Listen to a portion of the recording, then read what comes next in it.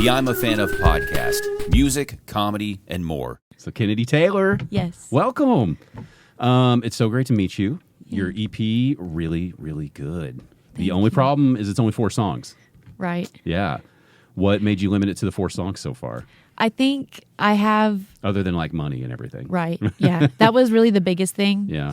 It's really important to me to create music all the way through, like in a master setting, recording it professionally and having someone mix and master it before I release it. Mm-hmm. So that was definitely a key factor. Yeah. In the process of just 4 songs. So that sounds like you have a lot of demos sitting around. I do. Yeah. I do. And then I try to write a lot, like in my free time. So I have a lot of stuff kind of in my vault, you could say. Yeah. Yeah. Did you pick these 4 because of the theme of Catharsis? Or was that just kind of an afterthought? It was an afterthought, but it's interesting how it transpired because initially, you know, as an artist, I think other people could relate when I say you don't just start out with one idea. It kind of evolves into something. But it was cool because I had a long list of songs that felt kind of rough, you know, like kind of bittersweet, like that melancholy vibe. And so I took the ones that felt the most relevant to the word catharsis and like the idea behind it. And I just sat with that for a while. I even went through like almost changing my artist name through this EP. Mm-hmm. Yeah. Yeah. So it was definitely a huge transformation, I would say. Is this the first release like this for you? Yes. Okay. So this was like you're coming into the world, right? For sure. Yeah. So you mentioned songs around Catharsis. So had you thought of that title before you thought of which songs? Were you already in that headspace? They kind of flowed at the same time. Mm-hmm. I wanted to give kind of 2 sides of myself because you can kind of hear it through the 4 songs. There's Rear View and Low that are kind of more downplayed, and then you have So It Goes and Deleted, and it's like, oh, she's kind of feeling it over there. It definitely felt like you were going through the evolution of this relationship, you know, the shock that it's ending and then the comfort that it's ending. For sure. Right? Is that kind of where you were going with it? Yes, certainly. Okay. Yeah. Yeah, it's because it's definitely like a middle finger at times. Yes. And yeah. Definitely to men. Yeah. In a sense. Yeah. All you men. No. Right. Yeah. You were talking about how you wanted it to be, you know, mixed, mastered, like ready.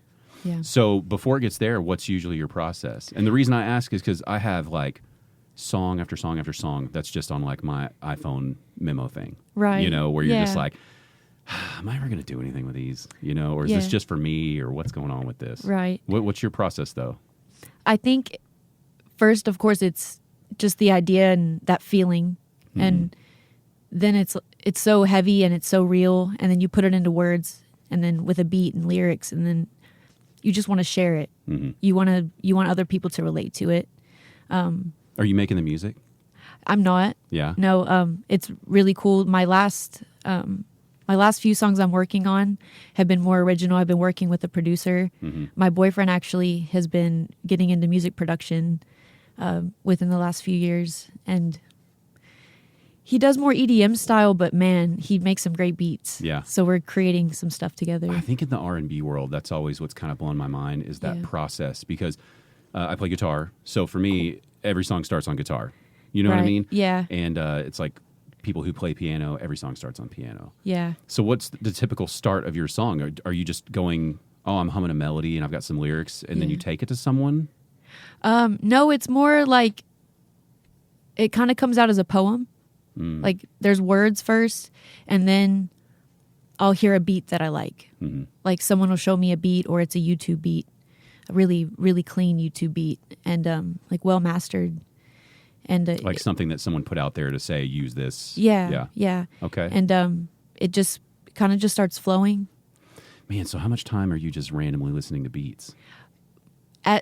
Right now, not as much as I was before. Yeah, but before, like when you're working during on the EP, yeah, constantly. So I mean, like, but what? How do you even? Do you just have your favorites of people who are making stuff that you go through? I do. Yeah. I have a collection of people, and I've been going back to their stuff recently and trying to find some new stuff of theirs for an album. And I mean, things are flowing for sure. Yeah, it's just different. Usually, what happens with me is I'll sit around. You just, we talk about it like we call it noodling. you're Yeah. just noodling, and my wife's just like, fucking quit playing. Just like strumming. Yeah, because you get to the point where you're just watching TV and you don't realize you're making noise.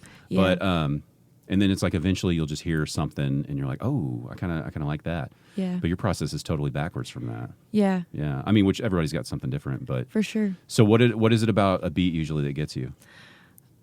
First, it's Like the hook. maybe specifically with some of the songs you've used. Some of the songs, like references. No, like on your EP. Like what was it about some of those beats that you were like, I think here we're going with it? Definitely, like when the beat drops. Like those were like for the chorus or the hook. Just that part alone is just like so danceable and Yeah. just good energy. And then the guitar, like my voice does really well with acoustic guitar. I've noticed. So, like the way Deleted comes in, it's just real like kind of rock, just like real strummy. It's like real attention getting, Yeah. like high energy. So, the guitar in that one definitely. Were you got me doing open going. mics? Is that when you figured out you liked performing with an acoustic? Yes. That's usually like a quick open mic go to. Oh right? yeah, for sure. What are the open mics you're doing around here? Right now, I haven't done it recently. Hopefully, they release something soon. So if you guys are seeing this, please do an open mic. But it's Creators Don't Die in Dallas. I haven't heard of that. Yeah, they're pretty great. Yeah, I feel like I'm really out of the loop with open mics, and it's, as you know, like it's so crucial for like a music community. Yeah, And I get worried that there's all these new people getting into music, but because of social media, they're not interacting as much in that setting. Like maybe they're Right. just a little more intimidated to go out to an open mic and perform at something. yeah. But I don't even know which ones to promote right now. The only one I know Yeah. is that, do you know where Sundown at Granada is off Greenville Avenue? I think so. There's like the Love Mic, and I still haven't even got out to watch that one yet. But Wow. I see the people getting up there. It's like once you have a kid, it's really hard. Yeah, I believe it. It's I no believe excuse, but Yeah. but that used to be my favorite, is just to go watch the two people who really don't know each other that well, have a few drinks, talk a little bit, and they're like, let's do a song. Yeah. And then it turns into something really cool on the spot, and before you know Right. it, you're like making a band, you're recording something. Yeah. Yeah. But what was the open mic you talked about? Creators Don't Die in Dallas. Dallas. Where's Yeah. that at? I don't really remember exactly where it's at, but it's kind of more in the industrial Mm-hmm. section. But it's really cool. They do a lot of vendors. Like it's open mic, but it's also a collection of like art. Oh, And, kind of like the vending. little street setups they do. Yeah. Yeah. Yeah, like a pop-up. Oh, that's fun. So it's Yeah. like a real hippie thing. Really cool. Yeah. Yeah. Yeah. Well, did you start writing the music first, or did you start going to open mics and things first? I started writing first. I think I had to gain some confidence before I went into that because it What were took you- a lot. What were you insecure about? I think it's funny to say, as someone who's released music, and I love performing, but my voice, like I didn't feel like I was like good enough to sing and perform like my own music. How long ago are we talking about? Ooh, probably like 3 years ago now. Okay. So Yeah. recent. Yeah. Fairly recent. Very recent, yeah. Wow. Well, Yeah. what were you thinking about your voice before that? Before the 3 years, like, Yeah. were you just singing in your car all the time, or Yeah, the car in the shower, just straight singing all the time. Maybe some karaoke every now and then. Sure. And you have people like, "Oh my gosh, you're amazing." Everybody's telling you you're great. Right, Yeah. it's like, but you're wondering, you're like, you don't know music. Right. Right. Yeah. Like I'm not going to say I write, like Yeah. nothing like that. Yeah. That's interesting, because I used to play like in punk rock bands and stuff, so the bar for singing is very low. Right. Yeah. You get a lot of leeway. Yeah. But you still get that anxiety, especially like I remember the first time going into a studio and you're the lead vocalist and you're recording that stuff and you're like, Oh yeah. because you think, I don't know about you, but for me, you're thinking about what even is my voice? Like, what am I supposed to sound like? Yeah. Am I just constantly copying other voices that I like, or Right. is this really me? Yeah. And, it's like hearing yourself in a voicemail. Like the first time you hear yourself recorded, you're like, oh, that's You're not like- me, is it? That's horrible. Yeah, That's bad. There's so many things I would change. Really? Like, yeah. Like when you hear that first one, right? Yeah. That first recording. Yeah. Do you feel that way with the EP still?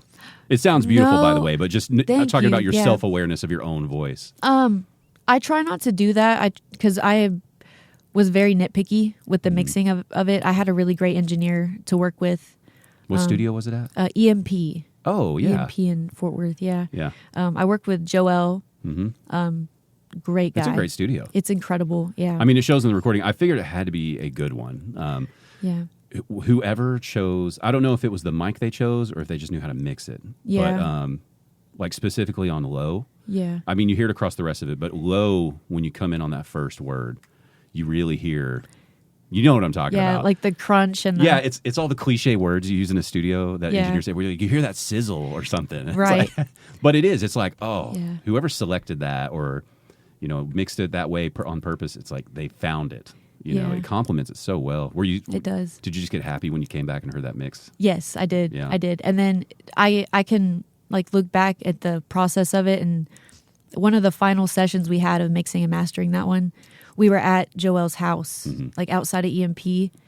And I mean, he has this incredible system, and like we're just sitting there in his studio and he's playing it back, and I'm like, I almost want to cry. Yeah. Because it sounds so good. And I'm like, wow, like this is going to sound incredible. Yeah, it does. And it's Yeah. just like, that's the hard. I went to audio engineering school a long time ago, but I realized I was never going to be a good engineer like that.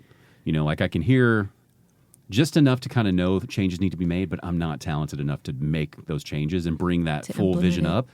Yeah. And when you're in that process and you see someone do that, it's like magic. You're like, oh my God, like it was Right. in my head. You brought it out. It's perfect. Yeah. And it is. And then on the flip side, it's like, you're so worried they're not going to get it. They're going to ruin it. You wasted time Right. and money. You're going to have to hurt their feelings. Right. Just like overdo the reverb or something. It's Oh, like, don't get me started. First of all, thank you for not overdoing effects on your voice. oh yeah. Yeah, I've- we can't. But there's so many vocalists, across all genres. Yeah. It's that insecurity we're talking about, Yeah. right? They just can't bear to think that their voice is good. Right. And it's like a little reverb, a little delay, little slap back on it or something. And before you know it, it's so buried, you lose all that nuance. Right. It's one of my biggest, like, please don't do that. Yeah. So anytime engineers are, telling their artists, like, we're not going to do this, I get so Yeah. happy. But it's like a crutch, It is. Yeah. What do you think? So you're so shy about your voice 3 years prior, Yeah. right? And you're thinking, like, screw it, I'm going to go sing in public? Or what was the turning point for you that made you decide, like, I got to try it? I can't be I don't insecure. know. It wasn't really like an aha moment. It was kind of just going for it. I think a big part of it was having support from new friends and people at this point that I call family. Just having them go to a karaoke night with me and being like, I know that you write. Like kind of that accountability. It's a little more than drunken fun. Right. Yeah. And then starting to show close people my music, like just recording in the program and then being like, hey, like this is what I created and it's all raw, and having those people say, like, go somewhere with this, Yeah. It's like, So basically people were kicking at you just saying, please Yeah. do something. yeah, really. Yeah. What do you remember the first, like, step out, the first stage? You're like just full of nerves, but here we go. I think it was not being karaoke, like your original music. Yeah, I think it was back when they were doing it at the Green Elephant. Oh, okay. Yeah, yeah. Love that area. It's so great. Yeah. Yeah. The Green Elephant, that's still like a nice little secret, by the way. It is. Like, people are going to be mad we're talking about this. I need to know if they're still doing open mics. I don't because- know. I don't know what happened to them after the pandemic, but Yeah. such a great venue and such a weird venue. Yeah. You know what I mean? It's Yeah. like we went there one night and it's just this full of rave people having a good time. Right. You go another night, it's like some folk music playing. You go another. We went one night, it was like I don't remember the band, but it was somebody similar to like the Juggalos for Insane Clown Posse. Like everyone had wow. the face paint, and it's like this place so eclectic, so different, So psychedelic. Yeah, yeah, and it's Man. just tucked away. It's near the fun stuff, but not Yeah. quite there. So that was the first one, huh? I think so, yeah. That's a good spot, though. It to really kind of was. get out there. Yeah, and I met some really interesting people through there. Of course, yeah. Yeah. That place is nothing but interesting. Right. We're probably the most boring people there. Right. Probably so. Yeah. Yeah. And it's like, it's cozy. That's what I remember Yeah. about it. It didn't feel like this big, intimidating place. Right. And it was cool because they had two separate stages. So they have the indoor and then outdoor. So you kind of have a choice and you can sign up for both. And Which one did you do? outdoor all the time. Really? You like the Yeah. outdoor one? I did, yeah. Okay, okay. Yeah. Do you remember how many songs you played Ooh, for that first performance? I think That's it was just nerve-wracking. one. Yeah, I think I just did one. Yeah. Just one song because I was in and out. When you were Yeah. done, what was the immediate feeling? A lot of relief. Relief. A lot That's of relief. good. Yeah. And then a lot of confidence just like came rushing in Mm-hmm. because of people's reactions. And How big do you think the audience was? You think it's like 10, 15 or like 30, I would 40? guess, I would guess more like 10 to 15, maybe 20 people. Ooh. Yeah. Do you think that was better or worse? Because that's so intimate. It is You're looking intimate. at it, and they're all just looking at you, Right. dead in the And eye. it's like, who do I look at? right. Yeah, like, you where can't do I stare in look? the, 100 people, you can look into the crowd and just Yeah. lose them. But Yeah. you're looking at Steve holding his beer right there. Right. Or like Cheyenne, she's sitting there just like feeling it. It's like, I don't know you. And I don't want to make eye contact so much. But people were feeling it. That's exciting. Yeah. What? But so after that, did it take a while to do it again, or were you hooked? Like, let's go. I kind of got hooked. Mm-hmm. And then having people to come with me. Like I had a friend that she would come with me almost every time. And Yeah. like she would drive me and bring snacks and water. Yeah. What was your ritual? Was it like, I got to have a drink, a shot beforehand? Yeah. Always a Yeah. shot. What was it? At one point it was tequila. Uh-huh. But Kenedy does not do tequila anymore. Sure, yeah. We've, We as all we hit that grow phase. up, yep, we figure out, and it might not be You tequila. burn a couple bridges, for and you're like, everyone. all right, we'll put it away. Right. Definitely like a shot of whiskey. Oh, yeah. Yeah. A pickleback. Yeah. Yeah. All right. Yeah. All right. My wife would love drinking with you. Heck yeah. Anyway, so yeah, a couple drinks, play the song, goes well, and then Yeah. we're coming back out with some friends. But since you're not playing an instrument, are you just bringing like a track with you? Yes, like a USB, just Man. instrumental. That's nerve-wracking in its own, though, because you don't Yeah. know if you're going to show up and they're like, well, you can't play this. Our system Right. doesn't do this. And that's how you learn kind of quick. It's like, okay, well, I have a backup on my phone. Sometimes you take your laptop, or you ask if they can, accept an email Yeah. for it, and they'll have the MP3. But yeah, that it gets risky. I don't know which one I would prefer because I'm a control freak in the sense of, setup and those things like that. Yeah. Do you think you will prefer having tracks like that for a long time because you're in full control, or do you find yourself wanting to get like a band together? I think it would be cool to perform live with musicians. Mm-hmm. Like that's definitely a goal of mine because there is more control in that. You think there's more control with the musicians? I think so because in a group of musicians, like you have a singer, you have, instrumentation, everyone's going to take it very seriously and they're very passionate about it. And hope. right. You hope. You hope. Maybe they don't, and maybe your tracks. That's what I'm saying. Yeah, that's true. I don't know how I would be able to reconcile that. That would be difficult for me. Yeah. Because I would think my tracks are my tracks. I may know exactly. Nobody's coming in late. Everybody's perfect. Nobody's showing Yeah. up too drunk. Yeah. But the live feel is so nice that it is. It's you a different know. energy. Yeah. Have you had an opportunity to do anything with a full band live yet? No, not yet. So Yeah. to be determined. Yes. After Yes. after doing this, though, you're bound to be making some connections with people that play Yeah. instruments, right? For sure. Yeah. Yeah. Do you feel like it made a little splash? I think it did. Yeah. More so with beat makers and then other artists, like people okay. wanting to collaborate. Yeah. But yeah, it's definitely opened some doors. Had you explored the R&B scene at all in DFW? Because just like the open mics, it's like I get on this kick every now and then. It's like I'll hear like a good classic R&B song, and to me, that's like a genre that gets a little neglected sometimes. Yeah. Because I feel like people want to be like, I don't know, like rock, country, folk, these other things, because you're this kind of brazen, bold singer, or you want to be a rapper, like. Yeah. And there's that middle ground where it's like really good R&B music is so great, and it's like, am I not hearing it, or am I just not looking in the right places? Is kind of what I wonder around here. Yeah. It's like there's like almost 8 million people. There's got to be people like yourself doing this. Right. You know? Yeah. Did you find a scene at all before you kind of went out there? Not really. No. And I really strive to be unique, like Yeah. with my music. So I did kind of a lot of research, like kind of studying not really local artists, but Okay. like larger artists, like Ariana Grande.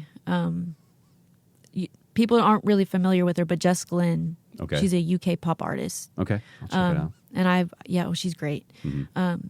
I find myself kind of similar to her voice Okay. and kind of her energy, but no one locally kind of put me on or I see. kind of made me look into the R&B. It kind of just fell into place. And I say R&B just because that's kind of the closest. You know, I hate the labels, but Yeah. it's clearly not like this is pop music. Right. You know what I mean? There's Yeah. a little more grit and substance to it. That's why I Yes. kind of throw it in that category. Yeah. yeah, it's like Amy Winehouse. She was pop, but she wasn't pop. Yeah, she was too grimy for pop. Yeah, like they Yeah. didn't really want her there. The music was just good. Yeah. So kind of that similarity, I guess, is what I'm. Yeah. Whereas like, Kesha, it's like that's very different. Yes. Yeah. Yeah. When I think of pop, I definitely would think of Kesha. Right. Yeah. Yeah. It's like we're gonna have a good time. We're not gonna think a lot today. Right. Yeah. Yeah. Yeah. But no, I asked that because it's like, where do you see yourself trying to perform now? Because it's kind of hard to find those peers to put on shows with, right? It is. It seems is. like that community is either. I feel like they're just really under the radar, and maybe they don't know there's all these other people into it. Yeah, maybe so. I don't know. And that kind of creates a thought in my head, like, well, maybe there needs to be more people promoting it and just creating environments like that. I mean, that was a big reason I wanted to have you on, because it's like, this is a great EP.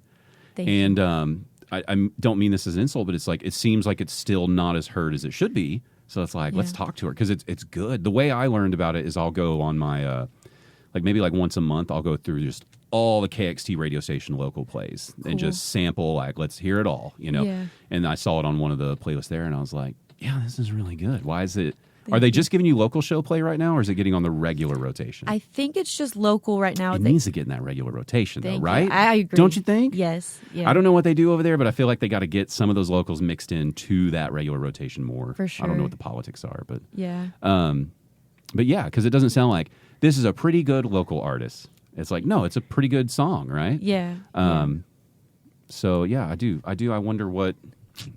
Maybe you're just going to have to be the one to launch it. Maybe so. Start throwing on your own shows and finding people. Yeah, I think that's what should happen. I recently did a show with the Divine Lady collab Okay. in Dallas, and they inspired me a lot to just kind of create and put on a show. So maybe that's the next step, just kind of finding venues. And What kind of show do you like?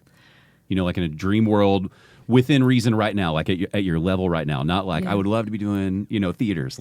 Yeah. But what do you think are the venues you'd be like, yeah, this would be perfect for me right now? I think there's a lot of places around Dallas, or kind of west of Dallas and the Bedford Euless area. There's a lot of restaurants that do live music. I think that would be a good spot to kind of get maybe a set time and Kind of like a residency. Kind of like a residency. Yeah. And these small restaurants and little pop-up venues. And how much time do you think you feel right now if you wanted to just get up there and do your thing? Because I'm sure you do a lot of originals, probably some covers, right? A little bit. And Yeah.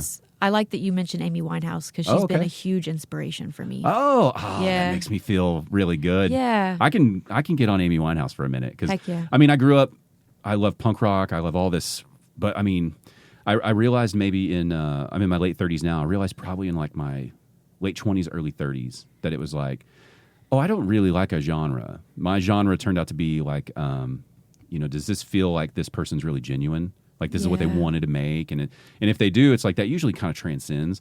So Yeah. the only stuff I really dislike is just really poppy anything I've noticed, because it Yeah. just feels like a group of people got in a room and were like, let's make a hit. Right. And it's like, sometimes Yeah. that's fun, but so yeah, it's like when I got turned on to her music around that same time, and you're just like, oh my God, because it was nostalgic, but not for the not like we'll make it sound old timey and sell lots of records. It Yeah. was like you could feel that she just synced up with the right producer or whoever, Oh, yeah. and they worked it out. I think it's Mark Ronson. Is that who it was? I think so. I mean, they nailed it. Yeah, they They did. nailed it so much that you can tell that album increased her depression. Yes. And it's Yeah. like the fact that her own album probably affected her that much Right. is incredible. Yeah. I mean, it's sad, but It is. It's kind of beautiful, though. it is. Yeah. I wonder with a woman like her, if she didn't die, it's like, is that follow-up album coming? What would that even be like?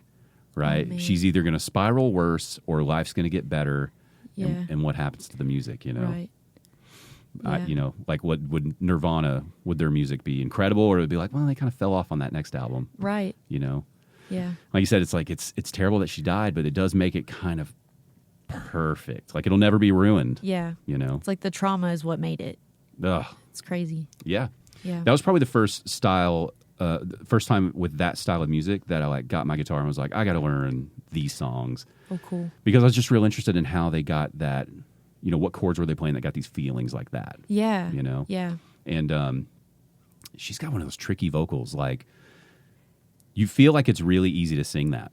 Yeah, right. You hear her and you're like, she's just down here in these little, like, it's almost like she's talking and whispering to you. Yeah. And then you try it and you're like, oh, like there's something else going on there. Yeah. Yeah. So she was a big inspiration. She was, yeah. So were those a lot of the songs you were singing before you were? A lot of them, yeah. Karaoke to this day. Which one was the karaoke song? Valerie. Yeah, okay. So the previous go-to. Amy Winehouse. Yes, Yeah. Oh, yeah.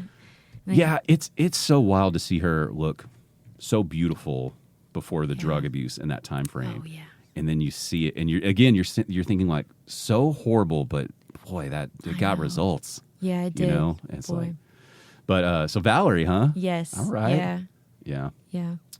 That it was a shock to me because the first one I heard was Back to Black, and so when I was thinking, oh, this first one, like this is probably gonna be like gritty or something. Yeah. And you're like, wow, this is like. She was, I don't know if she was trying to go more mainstream, but she was definitely happier at that time. Yeah, you know, she didn't have, was. Or she was hiding it all at least. But yeah. Valerie. What are some of the other inspirations like that? Is she like your number one? I think so. You know, Michael Jackson's played a huge part in my music, just like with the dance factor and like letting loose, I guess you could say. Because I listened to Michael Jackson as a little kid. Like, I remember buying his CD, like saving up money. And I can't remember. It was his like number one hit CD. Okay. So it was like the white CD where which is like probably 3 CDs with right, him. Yeah, right. And I remember just like playing it over and over when I was little, and then asking my dad if he would record the music videos on a VHS, and he did that for me, and I would like watch them and like dance over and over. And when he passed away, I was like heartbroken. Yeah, I was, and his music has just inspired me to, you know, be myself and just feel the energy in a room and like really not care what people think, I guess, and spread the message. I think he's incredible. I'm just like, if his song comes on, I'm fine, but I'm never playing it on my own, right? Right. But what blows my mind is when you watch those clips of him, you know, rehearsing like before a show or something with either his dancers or the band, and the way he communicates like exactly what we need to have done, right? And to see someone who looks, I mean, let's be real, like he looks like a guy who's going to get his ass kicked all the time. Right. So when you see him speaking with like that confidence and dominance to these people, right, it's this real interesting dynamic that he has because he's just so gentle, but at the same time, it's like, do not mess this up, right? And but it's like, you know, the other people like that, it's like him, Prince, James Brown, these people who were like kind of egomaniacs with their performances. Yeah. But again, it's like, look at the results. No one's ever looked at that show and thought, it was okay. Right. It was all right. Yeah. And just, you know, watching those clips of them rehearse until it's like, no, that foot, I know you're hitting there, but it needs to be a little more like this. And we're not going to compromise on that. And we'll fire you. Right. Yeah. So you want to incorporate more dance into your live show? Most certainly. I have a couple songs that, like, I feel like So It Goes and Deleted. I would like to have like backup dancers, kind of incorporate that into it. I don't know why I wouldn't have guessed it. Right. I love it, but I just wouldn't have guessed it. Yeah. I think most people don't think to go that route right now. Right. Makes a good show, though. It does. Yeah. You got your backup dancer friends in mind? I have a couple in mind, but it takes a lot of effort, you know, between everybody to make that happen. Do you like to jobs and choreograph? Stuff. I do, yes. Okay. So do you have? It sounds like you have a dance background then. I do. I was in a company for about 13 years. Oh, so in jazz. Yeah. Oh, yeah. Yeah. Okay. Yeah. I love hip hop and jazz. What motivated you to get into dance class at all? Oh man, 13 years. That's long before any of this music. Oh yeah, definitely. It was just a passion of mine. Like I was just so energetic as a kid. So I just, you know, my parents found a company for me to join. And at first it started as just like tap classes at 8 years old. Okay. And it's like, well, I really like this. So then you start doing It's interesting all that. They picked for an 8-year-old, they picked the most loud and obnoxious style of dance to start with. It's like you can tap, but not at home. Yeah, right. Yeah. So that was around 8 years old. Around, right? Around that. Did you like tap or no? I did. Okay. Yeah. To this day, I have a pair of tap shoes. Really? I do. Yeah. Oh boy. Are you going to throw the tap routine in sometime? Man, that would be cool. Yeah? I should probably do that.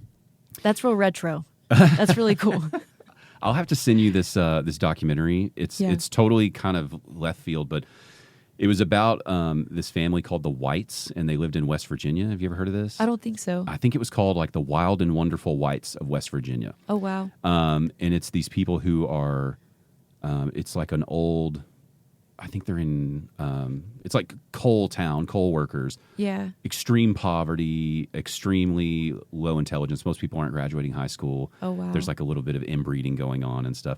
But the craziest part about that is, I mean, these people would be like, you know, why did you stab your uncle? And it's like, he borrowed $20 and didn't pay me back. Oh, God. Like, it was like aggressive, you know, and they're Yeah. like, they're making meth out of like anything around the house. Wow. But the more famous person in the family, he was famous from tap dancing. Oh, It's the wildest thing. Yeah. So like these seemingly like prejudiced, racist, you know, uneducated people, and they're just like, he can tap his ass off. You know? And Right. they would like put the board down, watch him Right. go. He got Show it. him. He got in a movie for his tap dancing. Oh, wow. And it's like he had like real recognition. Yeah. And it's like, what an odd, like that you're up there in this hard life and somebody still introduced you to tap. Right. Or could like find tap shoes. Like, where did that come from? I'd have to rewatch it again. Yeah. I Yeah. think it was like an older relative of theirs is like, Yeah. you're going to learn to tap. It's like, Like Michael Jackson's dad. yeah, again, it's But, really like, sad. you're going to make but it happen. got results. Yeah. Yeah. So we need somebody to be extremely hard on you. I guess so. Yeah. Yeah. Yeah. Do you respond well to that pressure? I think at first I don't, Okay. but then it's like, okay, it's kind of like, no, I need it. Mm-hmm. Yeah. Are you pretty good at self-motivating?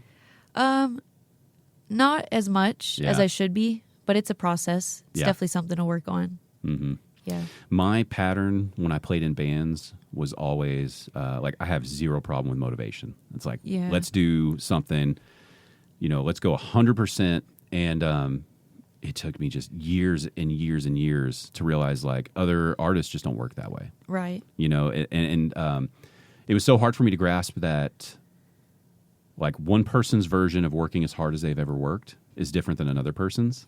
Right. So they literally were working probably the hardest they had ever worked. And then I would Yeah. come in and be like, you're not trying. You know, you're not trying at all. Right. And so that clearly caused arguments and problems and all Yeah. sorts of stuff. But yeah, it is interesting. But it's, I mean, I'm sure you know now after this EP, it takes Yeah. so much work. It does. Just to get those 4 songs on there. It does. Yeah. You know, and just finding the right studio, the time, the money, and like, Yeah. and knowing this is it for this particular recording. It's a Right. lot of pressure. Yeah. And Yeah. it's not just yourself, you know, like it takes engineers, it takes friends and family. It's Yeah. Yeah. Yeah, your friends are all watching you stress out and getting annoyed about it too. Right. And yeah. Yeah. What do you think was your favorite and worst part of recording this? Best and worst? I think the worst part was I can tell it is the worst because it was immediate recall. You're Oh, like, oh yeah. yeah, I know. like definitely like in the recording process, just like being a perfectionist and not being able to like be content with my recordings. Like you would hear it and just be unsatisfied, or were you disagreeing with like your engineer? Disagreeing with the engineer and because he thought it was good and I just wanted to keep going. But I wasn't communicating that well because it was my first go around with Yeah, recording. it's new to you. Yeah, right. So I'm just kind of recording it and he's feeling it and I'm not. And it's like, oh, okay. And he's like, well, I think we're good. And I'm just shutting down. I'm just like internalizing everything. Yeah. And were you, like when he's saying it's good and you're thinking it's not, Yeah. are you thinking he's right, but I know I can do it better? Or are you thinking like he doesn't know? The former. Like, Okay. like I think he's right, but I think I can do better. Yeah. Yeah. Yeah. What do you think made it switch to where you just kind of got okay with it? Because it clearly sounds like it was just a yeah. lot of anxiety of like, if I don't nail it, right, it's the ruined. overthinking. Okay. Just having that trust in the engineer and the people with me, I think. That's hard to gain the trust though. It is. What do you think? It's really hard. What was it? Just conversations? Y'all two just talking about like, listen, this is fine. Yeah, and then just being in that environment, like feeling so professional and just playing it over the speakers and the surround sound and just kind of coming to terms like, okay, you know, like everyone in here is vibing with it. Like the engineer, I don't think he would lie to me. So I'm paying him, but Yeah. But that's it, right? You're like, Right. I don't think he would lie to me. Right. But also, when you give people money, they might lie to you. right. like we've been in here for 4 hours. So How long was the whole session? Was it days or weeks or? They came in sections Yeah. because it had, financially, Sure. I kind of had to break it up, but it would just be like 4 to 6 hour sessions each time, kind of sometimes weeks in between, which would get really frustrating because then you have different songs and you don't want to sound different, Yeah. but you're recording different days, Yeah. different times. You ever heard of the band Alabama Shakes? I don't think so. Okay, it's just more it's a modern band, but it's more of a it's like a rock blues band, but it's a little different. Okay. But you might actually like it a lot. Their first album was so good, like front to back, and it's got like an old feel. But it's a female singer, guitar player, and then it's just a regular like guitar, bass, drums, Cool. maybe some keyboards here. Yeah. And they started out playing like just bars and things. So it's like you're constantly trying to get the crowd on Yeah. your side. Right. Because I think they were originally called maybe The Shakes, and it was like just getting people to groove and drink. Yeah. And then they started writing some originals and turned into Alabama Shakes. But their first record, they recorded in a, if I remember the story correctly, they recorded in a house. Yeah. So they'd be in separate rooms, but I think they were like leaving the doors open. Yeah. And they just left it all that way, get it all done at once, because it's like even the air in that space sounds Wow. different than if you go to like a different space. Yeah. So to your point of like, I don't want it to sound different because we came back and we set it up a little bit differently this time. Right. You know, the Yeah. mic was just a little off center or something, or the Yeah. room, the AC was different that day. Yeah. Yeah, that could be stressful. For sure. And were you just dwelling on when it's that much time between? Are you just dwelling on all your decisions, or Not really. It's more just like living life and getting through every day. And it's like, oh shit, I got to save up this money. That's like, brutal, isn't it? Yeah, it is. The It art is. and money aspect. Yeah. Yeah. Yeah. Were you listening to mixes in between? Yes, Okay. constantly. Yeah. Constantly. I didn't want to do it too much, but I mean, I wanted it to be perfect, which, that doesn't exist, but Mm-hmm. That's a hard corner, right? yeah. It's like it's sad when you really realize, like, not even just with music, but it's like nothing Yeah. is ever perfect. Right. And I got to the point where it's like any project I do, I go into it kind of with the attitude of like, well, let's see what fucks up. Right. You know? Like, yeah, no, let's see what it's going to exactly. be this time. And then when it Right. messes up, you just kind of laugh and you're like, this Yeah. sucks. But hey, there it is. Right. We found it. Yeah. Right. That's exciting. So that was the worst part, huh? Just trying to let go of the perfect take. Yes. Mm. Definitely. Yeah. Yeah. What was the favorite part, Yeah. though? I think being in that environment each time and just feeling so real. Like I'm creating this. Like I'm Yeah. working. Like I myself, or like maybe my boyfriend, like spotted me and is helping me pay for this session, like halving it with me, and it's like I'm really doing this. Like Mm-hmm. I'm creating and I'm implementing, and it's coming to fruition. Did you go in there knowing I'm just going to record the 4, or did you record more than that? No more than that. So that was it. Yeah, that We're was just it. going to stop here for now. Yeah. Yeah. Yeah, that's interesting. Yeah. But that was more of the catharsis theme. We're just going to keep this here, right? Yes. Yeah. Do you think you're going to try to theme a lot of your recordings like that? I think so. Like when it's a financial factor, like each hour is so precious. But it kind of gets to a point to where you want to get in there and you just want to create. You want to be in Yeah. that environment because I think it really helps. Yeah. I love. So like my generation, it was just CDs, full on CDs, right? Oh, Like yeah. in my middle school teens. So for me, there was a package, and it's like the booklet, the songs, the artwork, everything. There was a reason Right. for it to all kind of exist in this clump. Yeah. And so when I see people doing that, even on just a streaming release, I don't know. I feel like it does make it better. Yeah. Right? That It like does. this group of songs is for this, Yeah. and then I can change and do whatever I want on the next group of songs. Right. Yeah. So Give it purpose. yeah.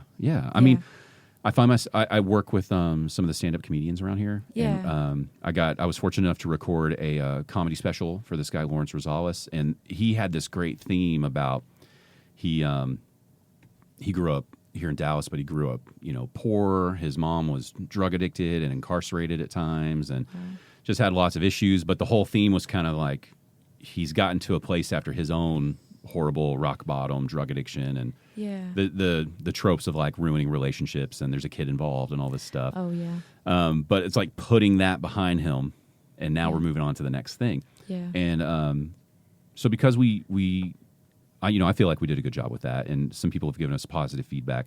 So then other people kind of reach out, which is wonderful. I want them to reach out. I want to work with more people. Of course. But that's something some people have kind of struggled when you talk to them is I'll tell them, like, I kind of only like working with stuff that has whatever that theme is. Yeah. Whatever it is for you. I don't care if it's silly or serious. It's just I want a package of some kind. Yeah. Or it's almost like it doesn't make sense to me. And so it's like you hear that on some music albums, of just, it sounds like they thought they had 12 songs that were good, but there's nothing really cohesive here. And then something about that makes me bored with it. Yeah. And it feels so judgmental because the songs will be good. Right. But I need that package. You ever heard of a guy named Sturgill Simpson? No. Okay. He does it real well. He did like a country album and then like a Motown rock album. Oh, cool. And then like a straight up rock and roll kind of psychedelic thing. And then he went back and did bluegrass. And it's just all over the map. Yeah. And so you can never peg them down. And it's like, more of that. Yeah. More of that. You're like, 'cause all over. Yeah, it's like I'm going to hate one of the albums, but I'm going to love 3 of them. Right. Yeah. So that's different. I get upset. I don't know if it's the right way to think, but Yeah. I'm sure it's going to evolve. But like it feels real arrogant to be like, what's the purpose behind your music? Right. Yeah. Yeah. But really, it's like, why put it out into the world at all? Yeah. And so I feel like with your EP, it's like it's very clear when you see the title, when you see like the way the artwork, the photography was done. These vulnerable pictures, and then the songs. Obviously, it's like, oh, I get it. Yeah. This is a thing that happened, and we're writing about it, and moving on. Did you feel a little like it's a vulnerable EP? Yeah. Did you feel like I don't know about showing this side of me to people, or like clearly there's an ex involved? Yeah. Yeah. I think at first there was some self-doubt, Mm-hmm. but I think at the end of the day, I just want to put myself out there, and I want people to understand that you can do whatever you want, and you don't have to be what someone tells you to be. Mm-hmm. So it was kind of like a fuck it. Like, I'm not going to think about it. I'm just going to do it. Like, because I've overthought for so much of my life. Really? Yeah. Okay. And I'm like, you know what? Like, I don't care what anyone thinks. Like, and I didn't really put it out to get attention, like for people to be like, oh, like let's follow her and just let her blow up. It's kind of like, it's more than like a message to my ex. It's more just like a message to everyone, but it's kind of like a, fuck you. It's like a I can do whatever I want kind of thing. Yeah. Yeah. That's it's a good mindset though, right? To not like, oh, I'm going to be faint. This is going to launch me to this thing. It's Right. like, or we could just put out good music and do our best, right? Yeah, and do it right and do our best. Yeah. Yeah, that's what is it about the overthinking? Where did that start in your life? I think it started at a young age. But I kind of went through a lot at like my adolescence. I kind of went through a lot. I lost my father to a heart attack when I was I think it was my senior year of high school. Yeah. Wow. It was pretty rough. I mean, not like there's a good time, but that's just never an a good extra time. bad time. Yeah. It's like you're starting a new transitioning, life. right? Yeah. And then with that happening, it was kind of like it felt like nothing mattered in a sense. So I just kind of carried that a lot through my adolescence and then growing up into a young adult, like just. Before your father passed, were you an overthinker then? I was, yeah. Okay. Yeah. Okay. But it kind of got worse as time went. But yeah. Starting to write music and then releasing that EP has helped a lot in that because it shows that like I'm not gonna think about it. I'm just gonna do it. And it like when you do things like that, sometimes when you just take action, you go so far. Mm-hmm. You really do. Yeah, like for better or worse. For We're sure. going to learn a lot about ourselves here. Yeah. Mm-hmm. Oh yeah. May I ask what your father passed away from? Yeah, a heart attack. Oh my God! Don't tell me that. Yeah. It's like I have a 4-year-old now. Yeah. And the amount I think about death now is just insane. I believe it. Yeah. Yeah. I'm assuming no kids. Yeah. Yeah. No kids. No kids. Yeah. I mean, it's just like the anxiety. I'd never had anxiety in my life ever. Yeah. And then we had our son 2020, right when the pandemic hit, right when the lockdown started. Oh my gosh. And so we're new parents. So you have all the Yeah. new parent, like you're overthinking everything. Right. And then we're combining that with this virus that we don't know anything about yet and what Right. it's going to do. Yeah. And it's like, that was the first time, like I had to get on anxiety medication. And before Yeah. that, I was one of those people where you're like, why don't you just go out and get some sunshine and Right. get happy? Yeah, Like- just take a deep breath. Yeah. Did you try just not thinking about it? Right. and Right. and yeah, and it's like, even now, I'm better now. I'm off medication. I figured out Yeah. what all the problems that were triggering those things. Yeah. And even now, it's like you'll be driving home and you'll just think about something really sad. And you're like, but what if that happens to him? Right. Like, it's brutal. Yeah. So yeah, I hate hearing that. Was he Yeah. a pretty healthy guy, or was it? No, it was Okay. heart health. Yeah, he was such a hard worker. Like he took care of so much in our family, and Oh wow. yeah, he kind of neglected his heart. What kind of work did he do? He worked for Lockheed. Oh, that's very Martin. stressful. Yeah, so he did Wow. a lot of. So a very smart guy then management. too. Yeah, Wow. pretty smart guy. Yeah. Yeah. Lockheed Martin. I'm not going to ask too much about that. But anyway, I appreciate you sharing what you did Yeah. anyway. But yeah, what a wild transition. Yeah. Yeah. The had you graduated high school when it happened? No, I was in So it my was your senior year. It was my senior year. Yeah, I graduated, still graduated. So Yeah, but just wow, what a blemish on that year, huh? for sure. Hmm. Yeah. And how did that all go? Were they still You know, married? They were. Okay. Yeah, they were married. She didn't take that well. He was a huge provider, so that Was she working at the time? She was. Yeah. Okay. Yeah. And Yeah. how many siblings? 2 other siblings and a half brother that didn't grown up, so he didn't live with us when it happened. But there were after your dad passed, there were 4 people living in the home. Your mom and 3 children. Kids. Yes, sir. That's brutal. Yeah. What was she doing for money? She was a secretary. Oh my God. Yeah. Are you writing a movie right now? This is like no. Jesus. I know. And but we that's can not get enough into- money. No, it's not. So was she having to go on assistance? Like how did she make I ends think meet? So I know her parents, my grandparents helped. They helped a lot during that Jeez. transition, but yeah, it was rough. Yeah. That is like, Right. yeah. I mean, not like, it's just to go from a Lockheed Martin Salary income, and yeah. to a secretary income, Yeah. but the mouths didn't change. Right. My gosh. Yeah. Have you asked her about that time now that there's been some distance between it? We've talked about it. Yeah. I mean, you talk about overthinking and anxiety. She had to be freaking out every day. I know. Yeah. Bless her heart. Does she open up to you about that stuff? She does. But it's sad because I feel like she carries a lot of guilt for that time. Because he was working so hard? Or Yeah. Oh, yeah. Yeah. She just. But I mean, that's hindsight, though. Yeah. And I'm sure if he got to a level of success like that, yeah. it doesn't sound like a guy who would stop working hard. Right. Right? Like, you wouldn't be able Yeah. to say, like, you need to slow down. And he'd be like, you're right. Right. Yeah. Like out of the question. You don't get into that type of career by No. slowing down. Yeah. Wow. Was Yeah. he, physically, was he in good shape? Yeah. He was okay in shape, but his I'm looking heart, for you to tell me he was like 400 pounds and he smoked cigarettes every day and he drank a bottle of whiskey. Unfortunately, none of that. Oh, gosh. Yeah. Yeah. 58 when he passed. 58 years old. Yeah. He drank energy drinks. Okay, I'll stop doing that. Yeah. That's what that was. Energy drinks, really? Like a Yeah. lot of them? He would have like one every other day. That's not a lot, though. No, it's not. Yeah. Was he going to the doctor? Yeah, like he checkups was. and everything? Yeah. Oh, God, I'm going to stop talking to you about Yeah. this. No, it's okay.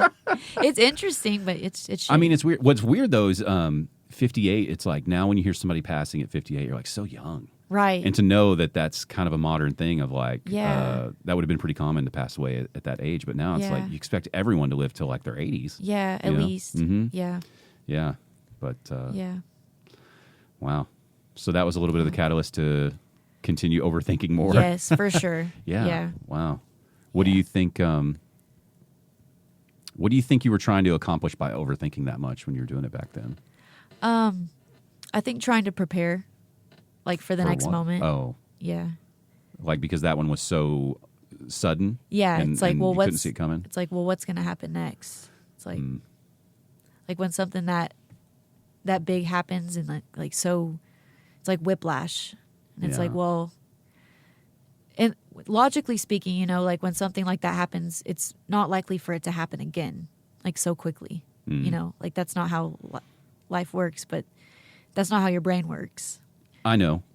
We're about to go to an area of the Gulf for a little trip. Yeah. And they just had like a shark attack in Oh, that area. God. Yeah. You know, and it's like, it's not every day. It's like, statistically, this is probably a great time to go now. Right. Because it's not going to happen back to back to back. You would think. Yeah. But again, with Yeah. like wife and 4-year-old, it's like I'm talking to her. I'm like, you are not allowed to go out further than waist deep. You know, Ankle deep. Yeah, right. It's like, Yeah. why do we even go to water anymore? Right. No, so I totally get it. Yeah, it doesn't Yeah. make sense. The likelihood of that happening, Yeah. you know, you only get a couple tragedies in your life, really. But, For sure. But yeah, I mean, it's still rough. It's your dad, you know. Yeah. That's horrible. Yeah. Was he, who was the music inspiration in the home? Mom, dad, both? Definitely dad. Oh, wow. Dad, So yeah. y'all were close. We were. Yeah. Yeah. What was his genre of music? I would say he really liked R&B. He was kind of all over the place, though, like with country, R&B, pop, jazz. Oh, yeah. So you had Yeah. a good music upbringing. Yes, for sure. Do you remember, I stress about this a lot with my kid, and I'm taking everybody's advice.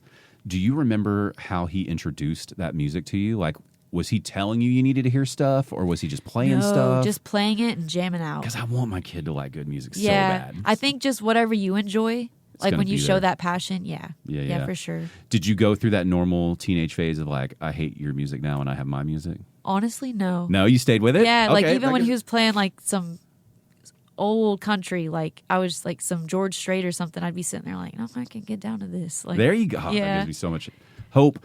Yeah. Did he play instruments or did you just love music? He dabbled with guitar, but he didn't really play a lot. Yeah. Yeah. I feel like I really enjoyed music, but when I got a guitar at, I think I got my guitar at 14 or 15, right on that edge. Nice.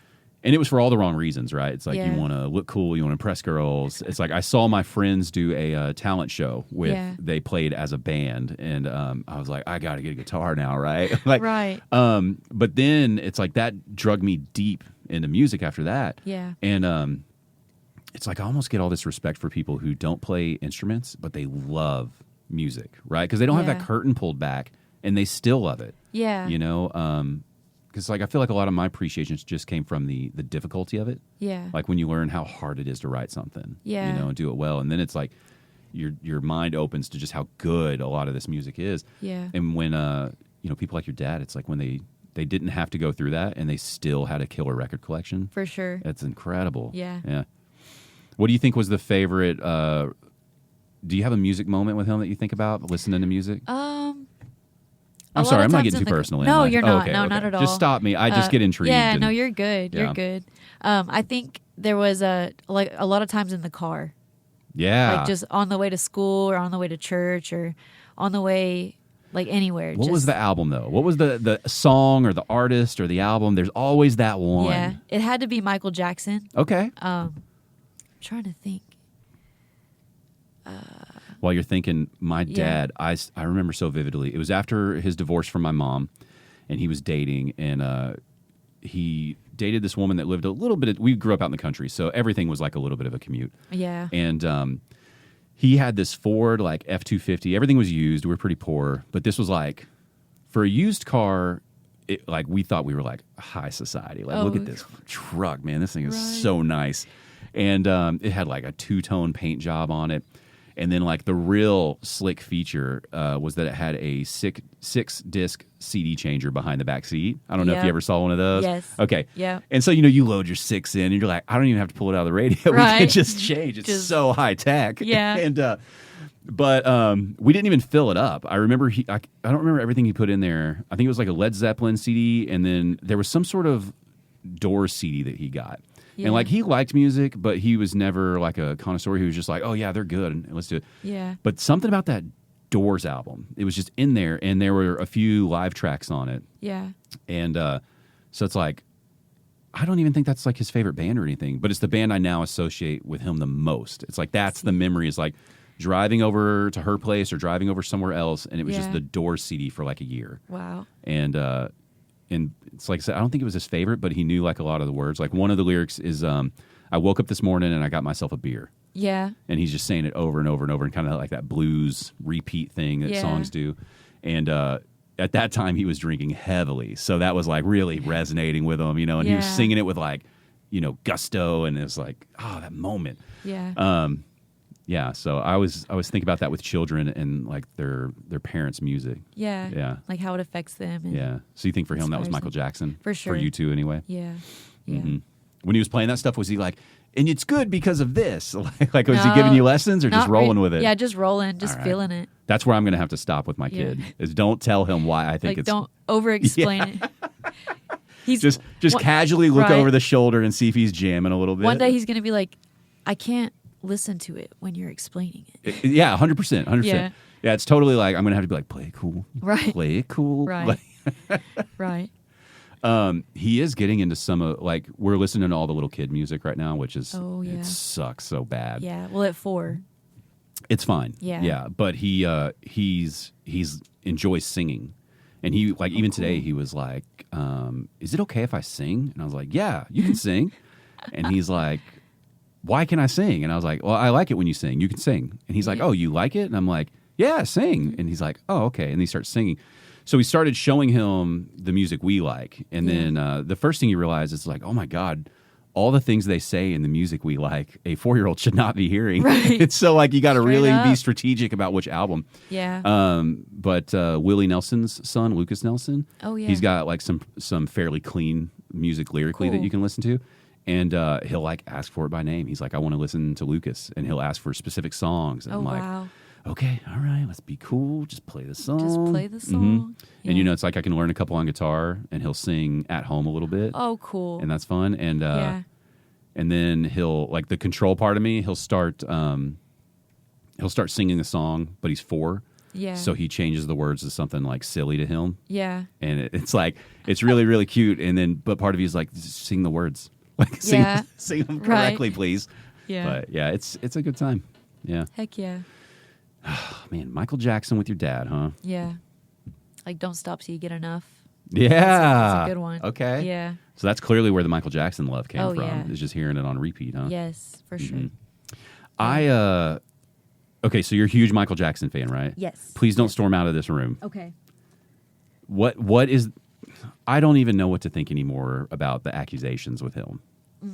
And it's like you don't want to believe that that it's like some people are so certain, right? And you hear these Yeah. interviews, and but you just genuinely you don't know, right? Right. And it's like, but God, the music's so good. It's so good. Where do you sit with that? Kind of And right I'm there. not judging. I just, Yeah. you know, it's like, Yeah. I mean, like, I wasn't there. Like, he was an incredibly famous person. Like, what so- do you think though? I don't know. 'Cause My he was- gut tells me something weird happened, but I mean, have he nothing. gives I don't some know. Weird vibes. He really gives some weird vibes off. But I mean, I don't know. Well, it's like I was telling you, is like when women come in for interviews, it's like I like when there's a friend with them, like you brought today. It Yeah. makes me feel more relaxed because I don't want people thinking like, why are you inviting these women into a room with just the two of you and like Right. you know dim lights and stuff? It's Right. like, and so it's like 10 times that with children. You know, it's Yeah. like if I'm with my son at a park.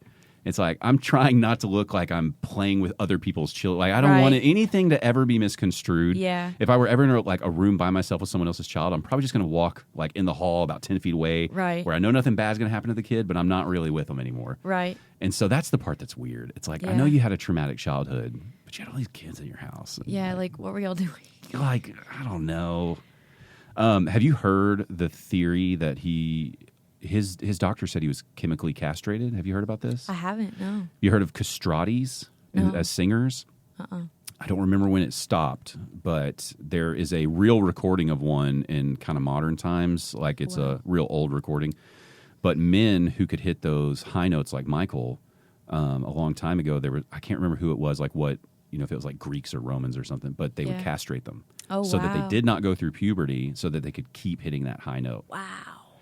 And apparently, his doctors are saying that there is a good reason to believe that they did that to him chemically when he was a young boy, Oh, wow. and then that's one of the reasons he kept that voice so well. Yeah. And so that's one of the theories of like, if he was castrated, would he even be able to be weird with these kids? Yeah. Right? So maybe that is like he clearly didn't. Yeah. It's like I don't know. Maybe you were weird, but Yeah. I don't know. It's like you would hate to Right. think somebody who made such things that were so great was also so terrible. Right. You know, Yeah. or maybe just had such a mental illness anyway. Yeah, like a weird perspective on things. I mean, he had to have a weird perspective on his entire Yeah. existence because that's a weird life. And when It is. when you think how famous he was, Yeah. I don't think we could ever it's like when you talk about, $100 billion. It's like Yeah. you hear the number, but you don't really get that. Right. You don't really get that. And so, Yeah. and the same thing with Michael Jackson. It's like he was so big his whole life and Right. well known by everyone. Yeah. Who knows how crazy that makes you, Right. And it's like maybe you really were just cuddling with 30 kids in your home because you missed your childhood. Right. And we all misinterpreted it, but it's like, God, that's weird, man. And I wish It you had a is. friend group to be like, hey, dude, don't build a theme park and invite children Right. over. Like, it's Like some strange. accountability there. Yeah. It's like you Yeah. need a good friend system. Right. But yeah, okay. Yeah. So we're kind of in the same area with that. Yeah. Yeah. Yeah. You didn't know about the chemical castration No, thing, I had though, no huh? idea. Yeah, That's interesting. You should check it out later because I don't know how sure they are on that. But Yeah. like, do you ever look at him versus his siblings, like the Jackson 5? Not really. Go look at his brothers sometime. Okay. They look so much different than Michael, and they're Yeah. all from the same gene pool. Yeah. They've got like muscles. They're like strong looking Yeah. men. And again, he always looks, I don't know, what's the word? Like Dainty? just really nimble and Nimble? Yeah, that's a better word. That's a more appropriate word. Yeah. Yeah. Yeah. So you're thinking like, did you not get any testosterone when you were a teenager? And that's Right. why you can, because his those physique notes. is part of how he can move like that. That's true. And the way Yeah. he moves is just ridiculous. Yeah. Yeah. Yeah. Does he come in for dancing inspiration too? Is that one of them? For sure. Yeah. Yeah. Definitely. How do you like to choreograph things then? At this point, it's more of like hip hop choreography, I would say. Mm-hmm. But I'll just kind of listen to a song a few times over and just start feeling like a certain energy to it, and Mm-hmm. just start dancing and putting it together. Yeah. Yeah.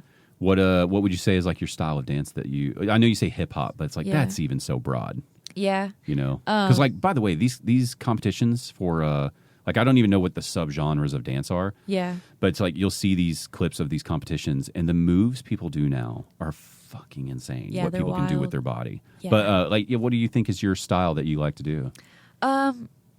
Definitely not break dancing. Yeah. Not a break dancer. I would call it more like freestyle or like, I don't know, like popping.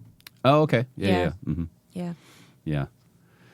Well, how soon till we get a show with a dance routine? Oh gosh. You're Hopefully talking about soon. you're talking about pushing yourself, Right. and Yeah. getting these experiences going. Yeah. And I have a single coming out. Oh, you do? Yeah. Yeah. It's called Vinyl. So y'all stay tuned for that release. When are you going to it's- release that? Yes. Probably working with my engineer. I'd like to say before the end of the summer. Okay. Yeah. So it'll be just in time for fall, getting out of Yes. summer. Yeah. Okay, that's good. Heck yeah. Well, I mean, that kind of brings me around to one of my real curiosities. It's like the EP's good. It's only Yeah. 4 songs, though, right? It's a nice little dipping the toe in the water of all this. Yeah. But clearly you have plans for like a full length, right? I do. Yeah? Yeah. Slowly but surely. Yeah. Yeah. Yeah. Yeah. What do you, is that just something you hope to get out in like 2024, 2025, you think? Probably more like 2026, to be honest. Good. Yeah. Take your time, Yeah. please. For sure. Like, thank you so much, by the Yeah. way. There's no need to rush that, right? There's not. No. Let's do it one time. Yeah. Let's do it well. Yeah. Good for you. Yeah. The EP took like almost 2 years, to be honest. That's fine. Yeah. Because you know what? Like, you're only going to release it once. Right. Ever. Yeah. Ever. Yeah. There's this incredible classic rock band, Boston. They had 10 years between their releases. Wow. But they're like phenomenal. No one ever questions them. Yeah. Yeah. Yeah. And as crazy good as they were on recordings, they could replicate it live, Wow. which was just more. It's like they really took pride in it. But Yeah. good for you. Do you think you'll go do you think you'll use the same kind of methods that you did to record that EP, or did you I think learn so. some changes you want to do? A few changes. Like I learned like not everything has to be in the studio. What do you mean? Like if you have a really good setup, Oh, recording. yes, like a good booth, Yeah. you could kind of get away with like some things out of the studio. It sounds like you have some technical knowledge of recording, though. I Like, do. So you can do this at your own house, right? Yes. Yeah. I mean, you really can. Yeah. The way you sing too, it's like you don't need some big ambient room. You just need Right. it dead and then do your thing, right? Yeah. If you're singing in karaoke bars, by the way, and learning that way, where did you learn the dynamics of your voice? Because you'll go from quiet to loud fairly easily. I kind of learned that in the studio, I would say. Okay. Yeah. Yeah. Were you originally going quiet all the time or loud all the time? I think loud all the time was my go-to. And then watching a lot of Frank Sinatra. Really? Yes. What about Frank Sinatra? I would not say he's dynamic at all, but maybe I'm wrong. The way that he takes advantage of a microphone, like going in and out of like a ribbon mic or a dynamic mic. Okay. Yeah, it definitely, just seeing the way that he would kind of caress it, not to be weird. That's not weird. Yeah, but like the way he would like take advantage of going in and out and like creating that air. So, if I'm understanding you correctly, not necessarily like his physical dynamics, but he's creating the dynamic just by backing off. Correct, yes. Oh, I guess I've never noticed that about him. Yeah. And, you talk about Frank Sinatra, and it's like with your genre, it's like, I love, your current one, not to like pigeonhole you, but No, you're good. I think about all those records, and sometimes I wonder, like, should we scale back a lot of this recording process? Because they got, they made so much out of very little equipment back then. Yeah. Because you're saying like just this ribbon mic, and it's like nobody's recording with those types of ribbon mics really that often unless you're, big and famous and you know about it. Right. Yeah. Yeah. How did you notice that at first? Did somebody turn you on to that? I think it was about just Frank like Sinatra? it was in like a YouTube short. Just somebody talking about it? Yeah. Yeah. Yeah, there's all those little details like that. Yeah. So, who did your engineer say like, "Hey, you're doing everything very loud"? Yes. Was that how it went? Yeah. It was like, we don't have to be like right here screaming at it. Yeah. That's were you at that point? Were you taking critique well yet? I was taking it well. Yes. Yeah. I was taking it very seriously. Was it weird when you were hearing yourself get quieter? No, not really. It just sounded like a better fit. It sounds like y'all had a good connection as like artist engineer. We did. That's hard to find. It is. It's definitely a blessing. Mm-hmm. Yeah. So clearly you're going back to him for the next stuff. Yeah. That's have exciting. to. What do you think is I mean, you don't have to say anything about it, but like what direction do you see yourself going with that full recording, over the next year or two? Where's your clearly it might change, but where's your mind at now?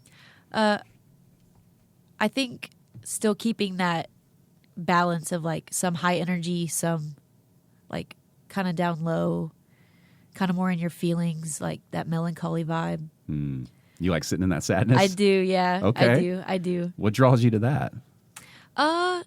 Just the realness of it. Because like you have to have good and bad. So. Yeah. Do you think you'll blend good in with yours, or is it just going to be the bad? No, it'll be good too. Okay. Yeah. Because I love dancey music, like the danceable factor of things. Yeah, I mean the way you talk about it, it seems like you have that ability to turn on that fun part pretty fast. Heck yeah. Not to say it's not fun listening to this stuff now, but there's definitely a serious tone to it. Yeah.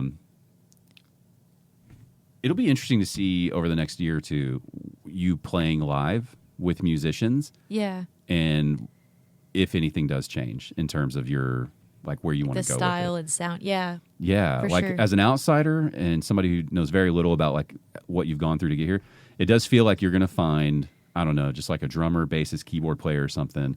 And like I know you said acoustic guitar, but you're just going to find a live band that gets it done. Yeah. And it's going to open up your world quite a bit. For sure. Yeah. I'm looking forward to it. You reaching out to people? I'm not as much as I should. I mean, how do you even find them, right? Usually through live events or Instagram. Instagram's a big one. Do you have any show booked right now? No. No. So you got to change that, right? I know. Yeah. Yeah. What's holding you back? I've been struggling a lot with my 9 to 5, like putting a lot of effort into that. Yeah. So, just trying to find a balance in that again. So trying to get the 9 to 5 more stable, and then yes, yeah, and then getting back. Yeah. But the 9 to 5 is Monday through Friday, probably, right?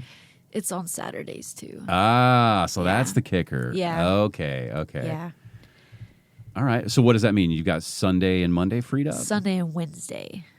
You can do a lot of cool stuff on a Wednesday. That's true. I mean, you'll be tired on Thursday, but you can do it. But I can do open mics now on Tuesday nights again. Stay out. Yeah. Yeah. Yeah. So I just need to send you messages and pressure you. Right. Yeah, basically. Who puts the pressure on you right now? Definitely my boyfriend. Good man. Good man. Yeah, he does. He puts a lot of pressure on me. Yeah. That's the next step. You got to do it now, right? Right. Like consistent bookings. Yes. Yeah. What did you say? You told me earlier. What did you say if you wanted to fill up a slot of time? What are you looking at? Like 20, 30 minutes, an hour? What do you think you would fill up and enjoy? For like a set. A live performance, a set. Like what feels good right now? Like a 30-minute. Oh, come on then. You got a lot of shows you can play. Yeah. 30 minutes? That's a good set. Yeah.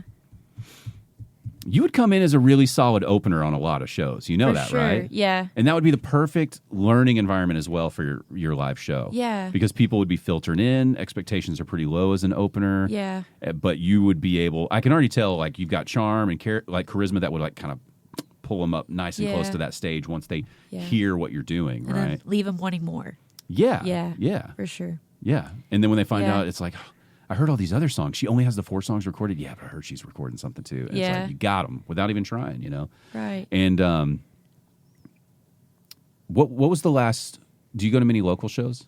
Not like big performers. Do you go to many local shows? Not a lot, no. I don't know in DFW the last show I saw with choreographed dancing. Oh, wow. Yeah. Can you think of any? At the Divine Lady collab I did, there was one girl that had, she had a dancer with her. And that Singular dancer? Yeah, just one dancer. Okay. Yeah. So there might be something there. Yeah. And it's not even gimmicky. It's just what you want to do, right? Right, So, yeah. Are you picking up what I'm putting down here? Yeah. You need to start opening for people and For get your sure. dances choreographed, and let's do this. Yeah. That's Heck like, yeah. I'm already excited about the show, and you haven't even booked it yet. Right. Yeah. Do you think you'll really do it? I think so. All right. Yeah. Heck yeah. Yeah, I mean, there's nothing holding you back at this point. I know with your dancing background, you've already got friends who you're like, I bet they'd be good at this. I bet they would do this. So, have you choreographed anything for your current songs? A little bit. Oh, you got it in there. This, Yeah. What you're doing is you're going through the motions of the way you did the first performance. You know, like the open mic stuff before you wanted. It was like you're just kind of wading in. I'll go swing by the green elephant. Right. Maybe I'll play something. So you're there. You're there. Heck I bet yeah. by fall you're going to have some shows booked up. I believe it. Yeah. Let's make it happen. What's the first venue you want to play at? Let's get something going right now. We You want to take it back to the Green Elephant? could. Or the Bedford Ice House. Oh, I don't know that. Is that like a brewery or is it like It a is. bar? It's like a brewery and restaurant. Okay. Yeah. That'd be good. Yeah. You know, in that area of DFW, I talk about that all the time with the comics, but it's the same way with the musicians. It's like that area is almost like, unfortunately for them, it's like they get overlooked, and it's like there are so many people out there who love live performances, and I feel like they get overlooked. People just want to go Dallas, Fort Worth, right? And it's like, what about the in between and the surrounding areas? It's like there are so many cool spots like that these artists could be putting shows on. It's like you could do an entire DFW circuit and play a different place, 3-4 times a week for probably 2 or 3 months. Yeah. And never actually leave DFW. That's true. And they all have killer crowds, fun people. Yeah. Okay. Yeah. All right. Well, you're just going to please message me tomorrow and tell me I you will. reached out to them. Yeah. Ideas are spinning. What So ideas are spinning for you right now? what sounds the most exciting to you that you got to get done ASAP? Like, I got to make it happen. I think getting booked for a live show. Mm-hmm. Like just a singular, like just doing my own thing. Yeah. Yeah. How many live shows do you think you've done at this point? Like, but not the karaoke, but between like open mics and kind of feeling out how you like to do them, showing up with your phone and your USB. What would you say you're at now if you had to tally it up?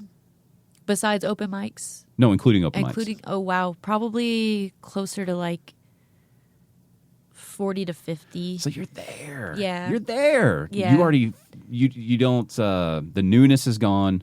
You're just trying to figure out how you want to do it. Right. What's you on stage. Yeah. That's exciting. So if you're doing dance and choreography, are you also thinking like, I don't know what the right phrase is for it. It's not costume, but you know what I mean. Do you think about the styles that go with your music? I do. And you and I do. Like, I don't want to just put on whatever and get up there. Yeah, don't do that. No. Yeah. What do you think? What do you feel? I don't know. It kind of changes between shows and kind of like the setting. Yeah. I have definitely like a bohemian style. Okay. So there's a lot you can do with that. Yeah, for sure. Yeah. That's, again, talking about themes. It's like I love when people have a purpose to their live appearance as well. Yeah. Like whatever it is. Right. It's like a huge, a lot of people are, but I love Jack White. And you familiar with Jack White, the White Stripes? No. No? Oh my God. What about in the corner? Yeah? Okay, thank you. First of all, as much as you like music, even if you don't like Jack White's music, you should just check out Jack White and what he does, because he opened up like vinyl record pressing plants again. Oh, cool. He has a cool record label, Third Man Records, that they do kind of just whatever they want. Yeah. But what I loved about him was the White Stripes. It was a 2-piece rock band, and they did all red and white clothes. They would do like red floor. The drums would look like red and white peppermints and things. It was all themed up in a way that was, at the time, it looked really ridiculous because everybody was taking themselves real seriously. Yeah. And so it was almost like a gimmick, but it was like, we're doing this because if you can't look past it, you won't enjoy our music anyway. Right. But then when he did solo work and side projects, everything had kind of its own vibe. So like the White Stripes was always red and white. His solo stuff is always like kind of like blue and black. Oh, cool. And it's very different. And he did this other thing with a band called the Raconteurs where it was all kind of maybe like coppery and old timey, like almost like steampunk, but not quite. Oh, yeah. But there, to like distinguish, this is what this is. It's very different. Yeah, different from one another. Yeah, and something about that, when you go to that show and that much detail is there, it just makes it feel like, oh, you cared about the money I spent. Like you're putting on that performance today. Yeah. Yeah. But it sounds like you got that in you. You got all the right influences for it. Oh, heck yeah. Yeah. If you had to pick one color right now that was going to go at your first show, you're going to like, I'm feeling this right now. Yes. What do you think that is? Probably purple. All right. Yeah. All right. Yeah. I want to end it on that. All right. I think that's exciting because I'm going to bore you with a bunch of stuff. But you're good. no, I mean, like, honestly, it's a great EP. I can't believe that I enjoyed only 4 songs that much. Right. So that makes me really excited to see what you're going to do with it. So best of luck. Thank you. And yeah, there's nothing to plug at the moment. It's like just go listen to the EP. Yeah. Catharsis. I keep wanting to say cathartic because that's how everybody says it. But Catharsis, 4 songs, and then just do all the normal social stuff and see where you're playing, right? Heck yeah. Yeah, and it's all just Kenedy Taylor, right? It is. Yeah, that's easy enough. Yeah. Anything else you want to get out there before we close it out? I don't think so. Thank you for having me. Yeah, thank you. I appreciate you sharing your Great. stuff about your dad, by the way. Yeah, of course. Yeah. Yeah. And best of luck. Thank you. The I'm a Fan of podcast, music, comedy, and more.